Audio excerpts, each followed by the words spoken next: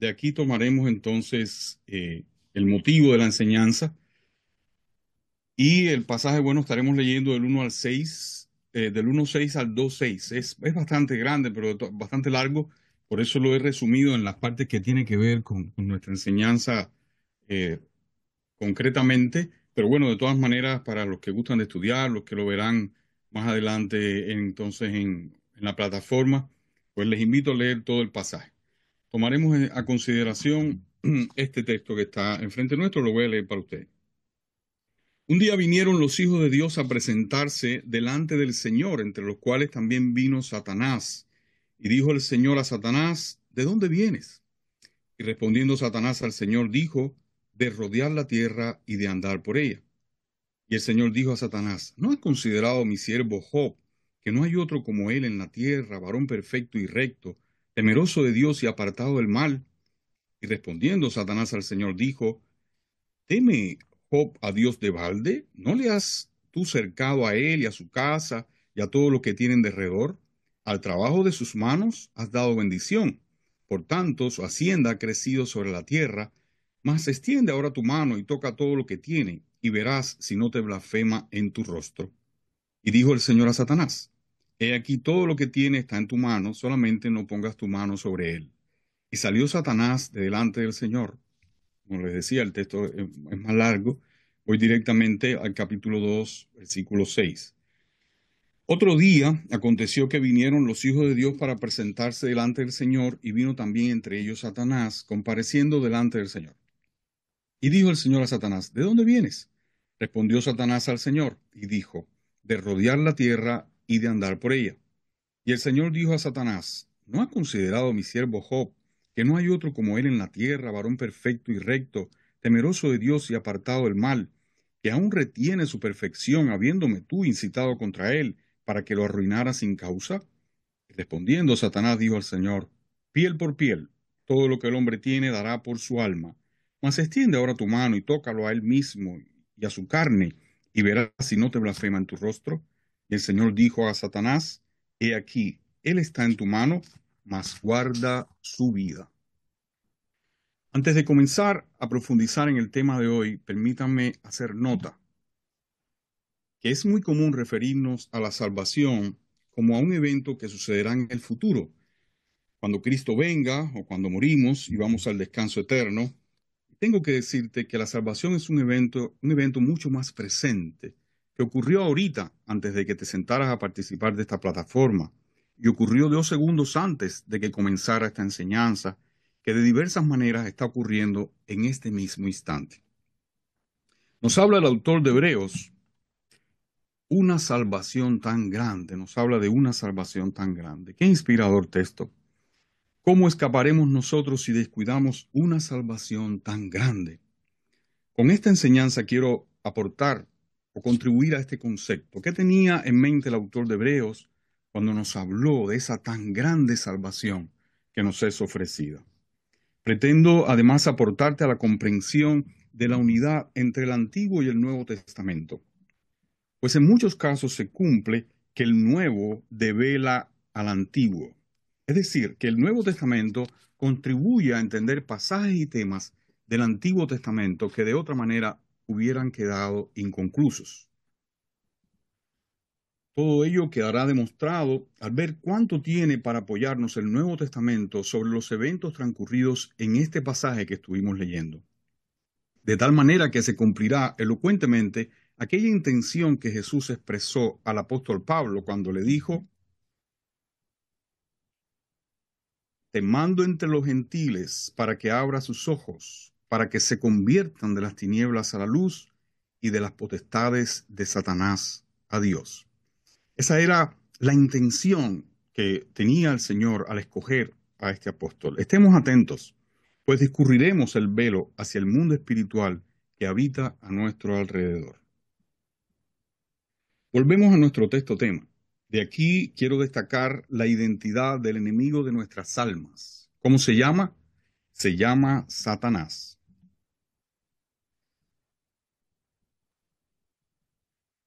La primera revelación que encontramos en el Nuevo Testamento en relación con este personaje aporta muchísimo, y es el encuentro de Satanás con nuestro Señor.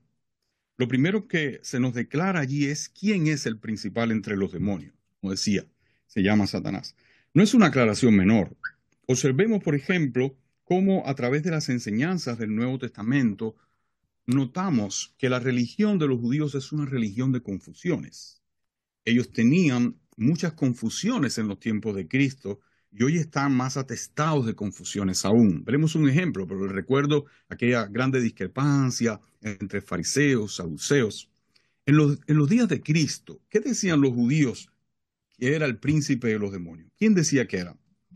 Decían que era Belcebú. Recuerdo este pasaje en Mateo 12:24. Mas los fariseos al oírlo decían, este no echa fuera a los demonios, sino por Belcebú, príncipe de los demonios. Hoy lo tienen más equivocado aún, y ante esta pregunta dicen cualquier nombre, porque como no creen en las enseñanzas de Cristo, sino que más bien se complacen en contradecirlas, ante nuestros ojos ellos divagan en muchos temas que nosotros los cristianos tenemos claros. Satanás significa literalmente adversario. Esa identidad es reforzada en el Nuevo Testamento, pues además aquí se le llama como diablo. Nos dice Mateo 4:1, entonces Jesús fue llevado por el Espíritu al desierto para ser tentado por el diablo. También es una observación clave en el Nuevo Testamento el reconocer que demonios y diablo no es lo mismo. Los demonios obedecen a Satanás el diablo, que es el único responsable de la ruina de todo. Como nos dice Primera de Juan, capítulo 3, versículo 8, para esto apareció el Hijo de Dios, para deshacer las obras del diablo. Satanás, el diablo, él es el único responsable de instigar en contra de la voluntad de Dios. Es el enemigo de la humanidad. El significado literal de la palabra diablo es mentiroso, acusador, calumniador. En su trabajo calumniador lo pudimos ver allí en el pasaje que estuvimos leyendo al principio, aquel pasaje sobre Job. Una escena equivalente en el Nuevo Testamento podría ser la que se nos muestra en el último libro de la Biblia, en Apocalipsis, capítulo 12, versículo 10, donde se nos dice, ha sido lanzado fuera el acusador de nuestros hermanos, el que los acusaba delante de nuestro Dios día y noche. Satanás se comporta como un pedante acusador, sin perder ocasión para arrancar una tentación de Dios hacia nosotros. El Nuevo Testamento nos revela mucho más. Tiene para decirnos, por ejemplo, que Satanás es homicida, es un violento criminal. Él ha sido homicida desde el principio.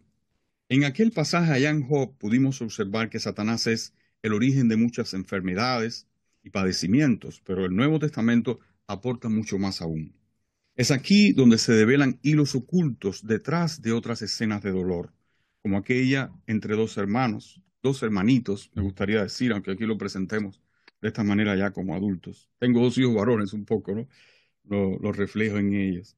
Es aquí donde se develan hilos ocultos, como aquella entre dos hermanos donde uno vilmente por envidia arrebató la vida del otro.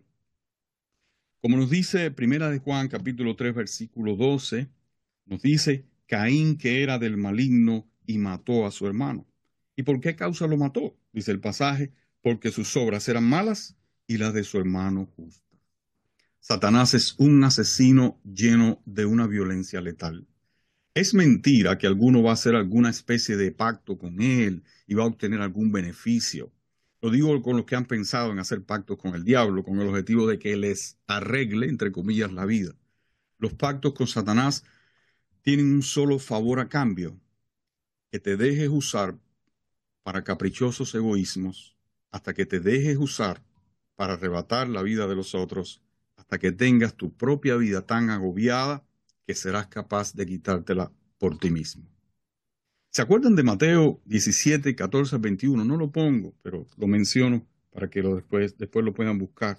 Mateo 17, del 14 al 21, donde el Señor nos muestra que hay varios géneros de demonios y que algunos nos demandarán mayor oración y aún ayuno. En la medida en que la persona se deje llevar por ese deseo de causar daño, será la gravedad del género de demonio que le atrapará. Por tanto, ese es un engaño que es necesario cortarlo a tiempo.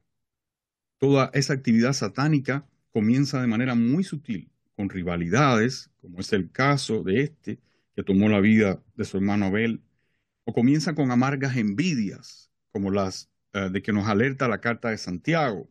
Santiago, en el capítulo 3, del 14 al 17, nos dice: si ustedes tienen envidias amargas y ambiciones egoístas en el corazón, no encubran la verdad con jactancias y mentiras, pues la envidia y el egoísmo no forman parte de la sabiduría que proviene de Dios. Dichas cosas son terrenales, puramente humanas y demoníacas. Pues donde hay envidias y ambiciones egoístas, también habrá desorden y toda clase de maldad. Pero la sabiduría que proviene del cielo es, ante todo, pura, y también ama la paz. Siempre es amable y dispuesta a ceder ante los demás. Está llena de compasión y de buenas acciones. No muestra favoritismo y siempre es sincera. No lo dejes para después, hermana, hermano. Libérate a tiempo de caer en las manos de Satanás. Él es un homicida que trabaja todo el tiempo para agobiarte hasta el ahogo. Pero Jesús nos dijo mucho más. Nos dijo que Satanás es un mentiroso. Él no ha permanecido en la verdad porque no hay verdad en él. Cuando habla mentira, de suyo habla, porque es mentiroso y padre de mentira, nos dice el Evangelio de Juan capítulo 8, versículo 44. Cuán difícil es lograr que nuestros hijos aprecien el valor de empeñar la palabra. No te acostumbres a decir mentiras, di la verdad, les alertamos. Utilizar nuestros dones, habilidades para engañar y manipular a los otros es muy satánico eso. La mentira no evitará los problemas, sino que los complicará más aún. Algo así es la visión del Apocalipsis. En Apocalipsis, capítulo 21, 10, 27, versículo 27, y capítulo 22, 15, hecho este resumen, nos dice así: y me llevó en el espíritu a un monte grande y alto, dice la visión de Juan el apóstol, y me mostró la gran ciudad santa de Jerusalén, la celestial, que descendía del cielo de Dios. No entrará en ella ninguna cosa inmunda o que hace abominación y mentira, sino solamente los que están inscritos en el libro de la vida del Cordero. Mas los perros estarán fuera, y los hechiceros, los fornicarios, los homicidas, los idólatras, y todo el que ama y hace mentira. Es tan asqueroso y tan satánico el hábito de mentir que los que viven así ciertamente no están en el libro de la vida. El pecado de Ananías y Zafira, por el que fueron fulminados por mentirle al Espíritu Santo, habla el libro de los Hechos, aún anda matando gente, tenemos que decirlo, especialmente gente cristiana todavía. Y es que, como dice esa visión descrita en el libro de Apocalipsis, un asesino, un hechicero, un promiscuo, un mentiroso, al santo del cielo, le resultan igual de abominables. Es un juego de muerte la mentira, porque tú mismo eres el engañado. Ojalá ante la tentación de mentir, cada uno de nosotros nos recordáramos de la maldición de Elimas. ¿Cuál es la maldición de Elimas? Está en el libro de los Hechos, capítulo 13, versículo 10, donde Pablo le dice a un hábil hechicero mentiroso llamado Elimas, le dice: oh lleno de todo engaño y de toda maldad, hijo del diablo, enemigo de toda justicia, ¿no cesarás de trastornar los caminos rectos del Señor? Ojalá cada vez que cedemos a la tentación de decir una mentira, sobre nuestras conciencias cayera como un rayo desde el cielo la sentencia sobre Elimas: hijo del diablo, los verdaderos caminos del Señor son rectos. Volvemos a la narración inicial allí en Job. Voy a tomar agua para aclarar mi voz. Ahora quiero llamar tu atención sobre la protección que Dios estableció sobre Job, la cual Satanás no podía sobrepasar. Así lo reconoce el mismo diablo. Cuando dice de esta manera: ¿no le has cercado alrededor a él y a su casa y a todo lo que tiene? Al trabajo de sus manos has dado bendición, por tanto, sus bienes han aumentado sobre la tierra. Ya Dios le tenía puesto un cercado de protección a Job cuando Satanás incita contra él. Vemos además que incluso a la hora de permitirle tentarle, a Satanás le fueron establecidos unos límites claros acerca de lo que habría de hacer y no hacer con la vida de Job. Va a ser estimulante encontrar los paralelos a esos límites que encontramos en el Nuevo Testamento, que Dios le pone a Satanás sobre nosotros, su pueblo. Y mejor aún, apreciemos cómo esos límites han sido reforzados por el ministerio que hoy realiza Cristo en la presencia del Padre. Primero respondamos la pregunta: ¿a quiénes Dios les encarga hacer cumplir los límites que Él ordene? Ese es un tema tocado en el Antiguo Testamento también. Se ocupa de mostrarnos a través de pasajes, a través de salmos. De la misma manera como hay seres espirituales en función de trastornar y arrebatar nuestras vidas, hay otros con toda autoridad de parte de Dios ocupados de ayudarnos. Como nos dice este pasaje, estoy leyendo Hebreos capítulo 1 versículo 14 en la versión Palabra de Dios PDT. No recuerdo ahora exactamente qué nos dice. Todos los ángeles, quienes no son más que espíritus al servicio de Dios, enviados para ayudar a los que recibirán la salvación. Esa es una enseñanza ampliamente expresada en pasajes del Antiguo Testamento, como ese precioso Salmo 91. Vamos a leerlo. Dice así, hago esta selección de versículos allí. Nos dice: con sus plumas te cubrirá y debajo de sus alas estarás seguro, escudo y adarga es su verdad. No temerás el terror nocturno, ni saeta que huele de día, ni pestilencia que ande en oscuridad, ni mortandad que en medio del día destruya. Caerán a tu lado 1000 y 10.000, mas a tu diestra no llegarán, a ti no llegarán. Ciertamente con tus ojos morarás, dice, mirarás.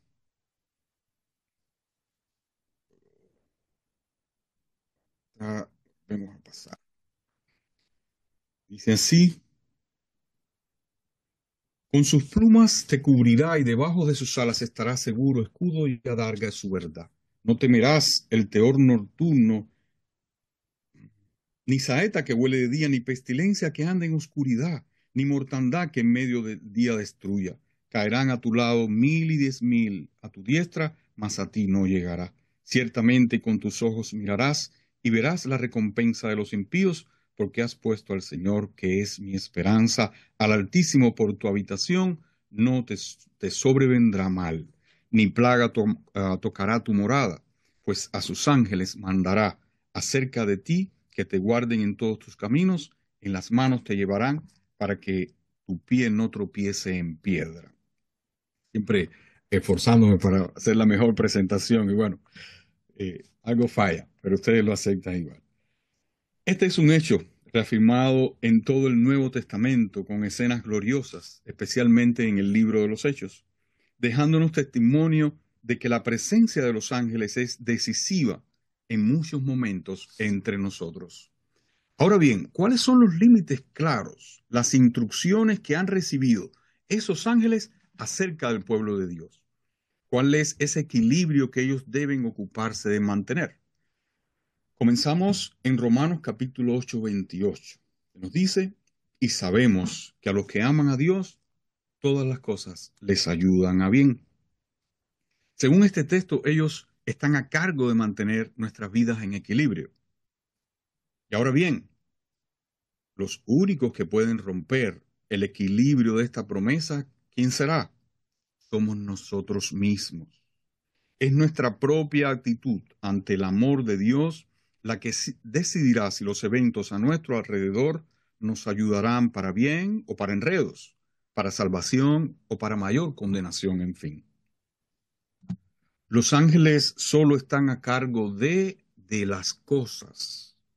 Ellos no están a cargo de la fe o del corazón de cada persona. De que cada uno de nosotros ame más o ame menos a Dios es labor nuestra, no de los ángeles. Ellos están a cargo de lo exterior, a cargo de las cosas. Recordémoslo siempre. Lo que nos da un lugar especial en esta promesa que hemos leído es nuestro amor a Dios. Porque, como dice Primera de Corintios, capítulo 8, versículo 3, si alguno ama a Dios, es conocido por él. Ese es el principio, hermano. Ahí está nuestro corazón, nuestra voluntad. Sobre esto no hay ángel que gobierne. Hay muchas otras promesas que reafirman esa dinámica. Veamos, por ejemplo, segunda de Timoteo, capítulo 2, 19, pero el fundamento de Dios está firme, es decir, lo principal también puede ser la dinámica, la ecuación, cómo esto es lo básico. ¿Cuál es? Dice, conoce el Señor a los que son suyos. Eso es un hecho. Lo hemos dicho anteriormente. Si alguno ama a Dios, es conocido por él. Dios está mirando en el corazón de cada uno para tener una relación con cada uno que le ame de veras. Pero lo que sigue fundamental también en ese fundamento, dice, apártese de iniquidad todo aquel que invoca el nombre de Cristo. Esto es una decisión personal también de cada uno de nosotros. Es un compromiso, es una decisión personal que ninguno puede tomar por el otro. El Señor conoce el corazón y conoce a quienes estamos verdaderamente en paz con Él. Pero aun cuando efectivamente seas de los suyos, eso no te exime de tener que mantenerte esforzándote por obedecer, apartado de toda iniquidad. Veamos otro texto relacionado. Este texto precioso de Primera de Pedro 1:2, en la versión Reina Valera del 1989. Elegidos conforme al previo conocimiento de Dios Padre por la santificación del Espíritu para obedecer. Sí, estoy llamando la atención sobre eso para evitar confusiones. Para obedecer, para eso somos llamados a Jesucristo y ser rociados con su sangre. Vemos aquí una vez más que se cumple. Conoce el Señor a los que son suyos, lo dice el pasaje, según el previo conocimiento nos habla. Pero sin embargo, nada nos exime del deber de obedecer. Como ven, no hay contradicción. Este es el equilibrio de una buena relación con Dios. Esta será la clave de una genial, maravillosa relación con Él. Un amor subordinado al Dios de amor, amor con fe, como nos dice la palabra en Efesios 6:23. Para los que toman nota, lo quieran buscar después. Amor con fe, esa es la clave. Fiel es Dios, mis queridos hermanos y hermanas.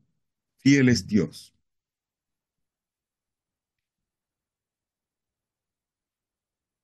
Nos afirma Primera de Corintios capítulo 10, versículo 13. Fiel es Dios, que no os dejará ser tentado más de lo que podáis resistir, sino que dará también juntamente con la tentación la salida para que podáis soportar. Esta es la labor de los ángeles, ¿ven? Lo vemos aquí, de las cosas. Pero nadie es digno de la salvación, queridos hermanas y hermanos. Tenemos que decirlo. Solo porque Dios, porque Él se agrada en la sinceridad de nuestro amor por Él, el equilibrio establecido entre nuestra fe y la opresión de Satanás queda como una balanza a favor nuestro. Solo si permaneces cumpliendo el mandamiento que nos dice, velen insistentemente en oración, para que sean tenidos por dignos de escapar de todas estas cosas que vendrán sobre ustedes y de estar en pie delante del Hijo del Hombre en su venida. Como nos dice Lucas 21:36, solo así es que este equilibrio se mantendrá para nuestra bendición, que ninguna tentación vendrá que no podamos soportar. Solo si te mantienes sin ser causa de tropiezo a tus hermanos lo conseguirás. Es importante decirlo, no veo cómo, o no entiendo muchas veces cómo ves esa soberbia en los hermanos para criticar, para murmurar de los otros. ¿Acaso no piensan en esa advertencia que dice Gálatas 6:1? Si alguno fuere sorprendido en alguna falta, ustedes los hermanos espirituales restáurenle, pero con espíritu de mansedumbre, reconociendo vuestras debilidades, no sea que tú también seas tentado. Puedes verte en la misma situación y toda esa arrogancia puede caerse en la presencia de los que te escuchan. Siempre será por su misericordia, no por nuestros méritos, que Dios acepte y aprecie nuestro amor. Todo lo que no parta de esa conclusión terminará convirtiéndose en soberbia. Es muy importante dar toda la gloria a Dios. Una actitud de humildad delante de Dios es la que nos hace permanecer revisando continuamente la calidad de nuestro amor por Él, mirando hacia nuestro interior, hablando con Dios acerca de ese amor, estableciendo una relación con Él que se basa, que se soporta a partir de eso, de nuestro amor por Él. El único aspecto del pasaje de Job sobre el que, o el último aspecto, perdón, sobre el que vamos a fijarnos ahora, en el versículo que sigue, es el que tiene que ver con la ocupación de Satanás. Notemos que varias veces Dios le pregunta, ¿de dónde vienes? ¿Y qué confiesa el diablo? Él responde que no se dedica a otra cosa que a rodear la tierra y andar por ella, le dice. Es notable que este mundo en que mora la injusticia es el estrado del diablo y su escenografía ilusoria. Por eso esperamos un mundo nuevo en el que mora la justicia como primera promesa, ¿no? En el Nuevo Testamento ese concepto queda reforzado tras la descripción de aquella batalla que el diablo mantuvo contra el Señor muy al principio de su ministerio. Que este mundo es el estrado de sus pies y su escenografía. Y allí tenemos pues este pasaje en Lucas 4 del 5 al 7 que nos dice, y le llevó el diablo a un monte alto y le mostró en un momento todos los reinos de la tierra. Y le dijo el diablo, a ti te daré toda potestad y la gloria de ellos, porque a mí me ha sido dada, me ha sido entregada, y a quien quiero la doy. Si tú postrado me adorares, todos serán tuyos. Trata él de robar la adoración del Señor. Ahora bien, es algo diferente entre aquella experiencia con Job antes de Cristo y la nuestra ahora después de Cristo. Es algo diferente. Algo está puesto ahora a nuestro favor. Recuerdan que a Satanás le fueron establecidos límites, lo estuvimos viendo, ¿eh? El Señor le pone límites. Estos límites para con nosotros hoy en la iglesia han sido todos reforzados. Satanás ha perdido poder. Veamos. Ya Satanás no tiene el imperio de la muerte. Dice Hebreos capítulo 2, versículo 14, nos dice que Jesús vivió y murió como un hombre más para destruir por medio de la muerte al que tenía el imperio de la muerte. Esto es al diablo. ¿Qué significa eso de destruir al que tenía el imperio de la muerte, destruirlo por medio de su muerte? ¿Cómo se cumple esto? Comencemos viendo el evento que nos describe el Señor en el Evangelio de Juan, capítulo 11, versículos 24 al 26. Como nos dice, cuando el espíritu inmundo sale del hombre, anda por lugares secos buscando reposo y no hallándolo, dice, volveré a mi casa de donde salí. Y cuando llega, la halla barrida y adornada. Entonces va y toma otros 7 espíritus peores que él, y entrados moran allí. Y el último estado de aquel hombre viene a ser peor que el primero. ¿Han ustedes reflexionado en la magnitud de este texto? Lo que está diciendo, la muerte espiritual de que nos habla este texto. Esa liberación espiritual permanente que gozamos hoy solo fue posible por el sacrificio de Jesucristo. Ese ciclo de infestación demoníaca era la condición natural de toda la humanidad antes de la venida del Espíritu Santo en Pentecostés. No encuentro manera más convincente de explicarlo, de explicar este texto, que en la gramática sencilla en que lo explican nuestros hermanos Bill Phillips y Wayne Partain. Como dicen, es necesario echar fuera al diablo y entonces será necesario que Dios more en nosotros para que Satanás no vuelva a vivir en nosotros. Pero eso era imposible sin Jesucristo. Eso era imposible sin el Espíritu de Dios, que vino por su sacrificio. Como ellos explican aquí, tenemos que entregar nuestras vidas, explican nuestros hermanos en su comentario a este texto, tenemos que entregar nuestras vidas a la presencia de Jesucristo, haciendo morir al viejo hombre, ¿no? Diría el apóstol Pablo, de tal manera que se cumpla Nos dice Gálatas capítulo 2, versículo 20, que ya no vivo yo, mas vive Cristo en mí. Gloria a Dios. Veamos otro mérito de Jesús sobre Satanás en este imperio de la muerte que le arrebató. Dice, segunda de Timoteo 1:10, nuestro Salvador Jesucristo, el cual quitó la muerte y sacó a luz la vida y la inmortalidad por el Evangelio. No son pocas cosas, hermanos. Solo Jesús abrió el velo de la muerte con aquella ilustración maravillosa que hoy conocemos como el rico y Lázaro. No se imaginan cuán interesante debió haber sido para aquel pueblo que oyó por primera vez aquel velo que se abría, después de tantas preguntas que dejaba, por ejemplo, la literatura poética, el libro de los Salmos, se levantarán del polvo los que mueren, y todo eran preguntas. Pues fue liberador, fue extraordinario, por eso nos dice que sacó a la luz la vida y la inmortalidad quitando la muerte. Veamos otro mérito de Jesús sobre Satanás. Tenemos la solución a los problemas de la ley. Nos dice Colosenses capítulo 2, 13 al 15, a ustedes, estando muertos en pecados, les dio vida, juntamente con él, perdonándoos todos los pecados, anulando el acta de los decretos que había contra nosotros, que nos era contraria, quitándola de medio y clavándola en la cruz, y despojando a los principados y a las potestades, los exhibió públicamente, triunfando sobre ellos en la cruz. Atención a textos como este. A partir de textos así, los institucionalistas se han hecho una narración teológica poniendo el énfasis en frases como perdonando todos los pecados. Todo para argumentar que Jesucristo murió en tu lugar y que el castigo por tus pecados ya fueron pagados por él.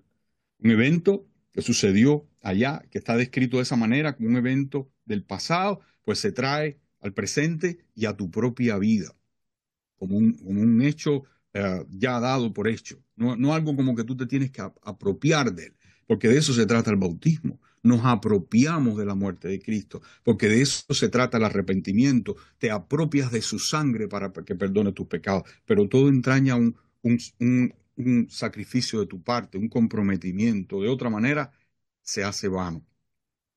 Ese es el argumento de la tal llamada doctrina de la sustitución, de la cual hay que dedicarle tiempo, hermano. Hay que dedicarle tiempo, porque suena sublime, pero no es verdad. El acta de los decretos, que nos está hablando pasajes como este, que había contra nosotros, a que se refiere este versículo, que fue anulada allí en la cruz, fue la ley de Moisés. En 2 de Corintios capítulo 3, el apóstol lo aclara explícitamente acerca de los 10 mandamientos, llamándolos ministerio de condenación. Les dice así, ministerio de muerte grabado con letras en piedra. Está claro. La carta a los romanos nos ofrece una perspectiva de la superioridad práctica y moral de la ley de Cristo, diciéndonos, pero ahora estamos libres de la ley, de modo que sirvamos bajo el régimen nuevo del Espíritu y no bajo el régimen viejo de la letra. Gracias doy a Dios por Jesucristo, Señor nuestro, pues ninguna condenación hay para los que están en Cristo Jesús, los que no andan conforme a la carne, sino conforme al Espíritu, porque la ley del Espíritu de vida en Cristo Jesús me ha librado de la ley del pecado y de la muerte, porque lo que era imposible para la ley, por cuanto era débil por la carne, Dios enviando a su Hijo en semejanza de carne y de pecado, y a causa del pecado, condenó al pecado en la carne. Esta es la gran bendición de vivir bajo la ley del amor, no bajo la antigua ley del juicio y del ojo por ojo. Ya voy cerrando, mis hermanos. Muchas ventajas le han sido arrebatadas a Satanás, ventajas que tenía sobre nosotros, como ya hemos visto. No obstante, es otra mentira decir que él es un enemigo vencido. Cuidado con esa frase, cuidado con creerla. Él es un enemigo convencido. Eso sí, convencido. Persistentemente él anda como león rugiente, rodeando la tierra, buscando a quien devorar. Eso sí tenemos que tenerlo claro. Primera de Pedro 5:8. No te descuides un instante. No es un enemigo vencido, no. Es convencido. Nos corresponde a nosotros, por tanto, tomar la armadura de Dios. No es vano, no es una enseñanza para clases de niños esto. Es para tomarlo de veras. Es para estar alertas y vestirnos de ella todos los días. Vamos a leerlo así profundamente desde nuestro corazón, que nos dice: vístanse de toda la armadura de Dios para que puedan estar firmes contra las acechanzas del diablo, porque nuestra lucha no es contra seres humanos, sino contra poderes, contra autoridades, contra potestades que dominan este mundo de tinieblas, contra fuerzas espirituales malignas en las regiones celestiales. Por tanto, pónganse toda la armadura de Dios, para que cuando llegue el día malo puedan resistir hasta el fin con firmeza. Manténganse firmes, ceñidos con el cinturón de la verdad, protegidos por la coraza de justicia y calzados con la disposición de proclamar el Evangelio de la paz. Además de todo esto, tomen el escudo de la fe, con el cual pueden apagar todas las flechas encendidas del maligno. Tomen el casco de la salvación y la espada del Espíritu, que es la palabra de Dios. Oren en el Espíritu en todo momento, con peticiones y ruegos. Manténganse alertas y perseveren en oración por todos los hermanos, por todos los santos. He dejado para el final la siguiente reflexión. Todavía nos queda algo más para hacer notar acerca de ese imperio de la muerte que Jesús venció. La bendición más grande con que podamos contar ahora, de la cual no pudo disponer Job, está reflejada en la siguiente revelación, que nos hizo, un texto más, que nos hizo el Señor aquí en esta conversación con Pedro. Como le dice: dijo también el Señor: Simón, Simón, he aquí Satanás os ha pedido para zarandearos como a trigo, pero yo he rogado por ti que tu fe no falte. Esta para mí será la promesa más trascendental que nos dejara el Nuevo Testamento, el pacto de Cristo. Tenemos ahora un paracleto, es la palabra griega que nos habla de ese ayudador, de ese abogado. Ese concepto del abogado no era conocido para nada en el Nuevo Testamento, y nos apropiamos de él, y todavía permanece hasta nuestro tiempo en las leyes. Un intercesor delante del Padre, que ahí está viendo lo que no vemos, ahí está viendo esa actividad de Satanás mintiendo, poniéndose delante, viendo la debilidad de tu corazón, para ahí decirle al Padre: mira, vamos a tentarlo, hazlo caer para que veas cómo nos pone hecho por hecho. Y ahí tenemos al abogado, ahí tenemos al intercesor para no dejarnos perder la fe. Vamos a terminar nuestra enseñanza. Voy a mostrarme en cámara porque quiero pedirte en la Biblia que tengas ahí a mano, ojalá la tengas, busques conmigo Romanos capítulo 8 en el versículo 34. Con tu Biblia a mano, por favor. Es la que tiene toda autoridad y todo poder. Dice que parte el alma, los huesos, hasta los tuétanos. Vamos a buscar ese pasaje precioso. Léelo conmigo. Léelo en voz alta ahí donde estás. Romanos capítulo 8, versículo 34. Y deja que llegue a tu corazón esta palabra. Nos dice así: ¿quién es el que condenará? Cristo es el que murió, más aún el que también resucitó, el que además está a la diestra de Dios, el que también intercede por nosotros. Como puedes ver, es maravillosa las enseñanzas del Nuevo Testamento, todo lo que tiene para decirnos, para